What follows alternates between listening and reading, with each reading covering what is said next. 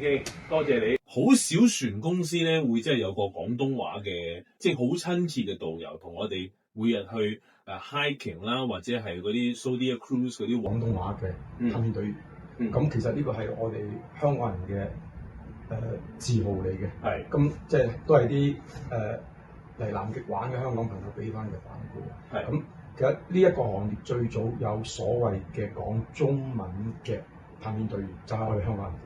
係12年前。咁最早其實就係兩個。咁咩月份去好啊？其實唔同嘅月份都係好嘅時間。睇你睇咩？例如好似而家呢個時間，今次係11月啦。係啦。咁你已經親手感受得到啦。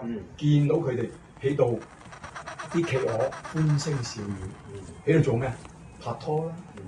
用聲音歌聲互相吸引啦。你亦都見到啲企鵝好歡快咁樣喺度互相追逐，去玩游水，各種歡樂嘅場面。去到11月尾少少，咁就已經見到大部分嘅企鵝就喺度已經係孵緊蛋啦。嗰個時候又見到天空好熱鬧啦，就係一種叫拆鷗嘅企鵝嘅天地，就喺度盤旋啦。咁咧就喺度揾食。嗰個時候又見到企鵝係另外一種防備嘅狀態啦。咁到呢個1月份啦，睇鯨魚嘅機會又大咗啦。嗰陣亦都見到啲企鵝仔係爭住阿爸阿媽翻嚟去個嘴嗰度，因為佢係用regurgitating，即係反吹，反吹翻出嚟。咁啊，佢呢個過程咧，亦都係好得意嘅。再去到2月啦，見到啲企鵝仔大咗啦，開始學緊好多嘢啦，玩緊啦。